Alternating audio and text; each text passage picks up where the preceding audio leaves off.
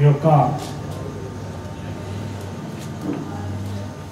ఆర్టీసీలో ఉన్న యూనియన్ నాయకులందరినీ ఒక్క వేదిక మీదకి తెచ్చి ఈ యొక్క చర్చా వేదిక ఏర్పాటు చేసిన మన టీఆర్సీ చైర్మన్ వేద్ కుమార్ గారికి ప్రత్యేకమైన ధన్యవాదాలు తెలియజేస్తున్నాం. ఎందుకంటే ఆర్టీసీ కార్మికులు నాయకులు కూడా అందరూ కలిసి ఇప్పుడు తెలంగాణ ఏదైతే ఉద్యోగ సంఘాలు ఏదైతే ఉన్నాయో ఆ విధంగా ఎప్పుడూ కలిసి ఉండరు. కానీ సమస్యలు ఏదైనా వచ్చినప్పుడు మాత్రం అందరూ కలిసి ఉద్యమానికి ఉద్యమిస్తూ ఉంటారు. కాబట్టి ఈ యొక్క వేదిక ద్వారా అక్కడ ప్రభుత్వానికి కానీ ప్రజలకు కానీ కార్మికులకు కానీ కార్మిక నాయకులకు కానీ తెలియడానికి అవకాశం ఉంటుంది. కాబట్టి వారికి ధన్యవాదాలు తెలియజేస్తూ వక్తలందరూ ముందు మాట్లాడడం చెప్పడం జరిగింది. ఆర్టీసీ విభజన అనేది జరగకపోవడానికి కారణము ముఖ్యంగా ఆర్టీసీలో ఉన్న అధికారులే. ఆర్టీసీని విభజించి తొందరగా చేసి అది చేసినప్పుడే కార్మికులకు న్యాయం జరుగుతుంది.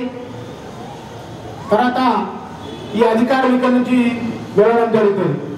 వాళ్ళ లాభాల కోసం వాళ్ళ అవకాశాల కోసం ఆర్టీసీని తొందరగా విభజన చేయకుండా కాలయాపన చేస్తున్నారు.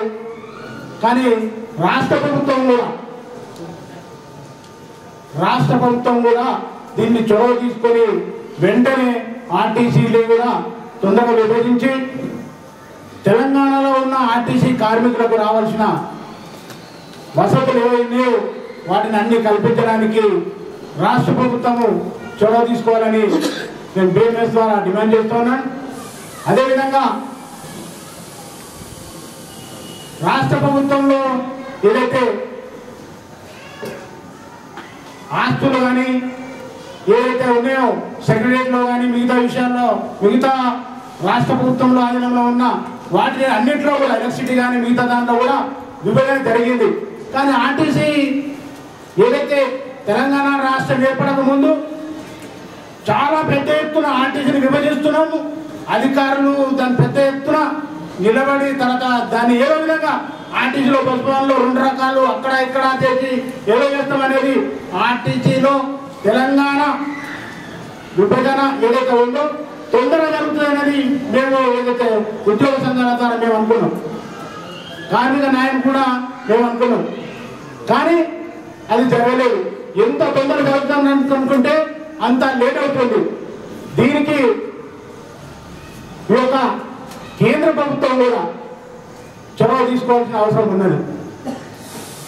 ఆర్టీసీలో 2 రాష్ట్రాల ఆర్టీసీ రవాణా శాఖ మంత్రులను పిలిచి మీ యొక్క ప్రాబ్లం ఏమున్నదనేది దాన్ని తీసుకొని వెంటనే ఈ యొక్క సర్ఫేస్ ట్రాన్స్పోర్ట్ మినిస్టర్ ఎవరైతే ఉన్నారో నితిన్ గడ్కరీ గారు దీన్ని 10 తారీఖు ఏదైతే జరుగుతుందో సమావేశం దానిలో తీసుకోవాలని ఈ యొక్క చర్చా వేదిక ద్వారా డిమాండ్ చేస్తున్నాం. దీని ద్వారా ఆర్టీసీ విభజన జరిగినప్పుడు తెలంగాణలో ఉన్న కార్మికులందరికీ కూడా న్యాయం జరుగుతుంది. తెలంగాణ ప్రజలకు కూడా రవాణా వ్యవస్థ ఏర్పాటు చేయడానికి అవకాశం ఉంటుంది. ఏదైతే అంతర్రాష్ట్ర సర్వీసుల ఒప్పందం ప్రకారం ఈ యొక్క తెలంగాణ నుంచి ఆంధ్ర నుంచి ఎన్ని బస్సులు అయితే ఇక్కడ వస్తాయో అదేవిధంగా తెలంగాణ నుంచి కూడా అన్ని సర్వీసులు కూడా అక్కడ నడపడానికి అవకాశం ఉంటుంది. దాని ద్వారా కొత్త డిపో ఏర్పాటు చేసుకోవడానికి అవకాశం ఉంటుంది. తర్వాత ఒక ఉద్యోగ అవకాశం కూడా కల్పించబడుతుంది. కావున ఈ యొక్క ఆర్టీసీని విభజన చేయడానికి ఈ యొక్క వేదిక మీద ఉన్న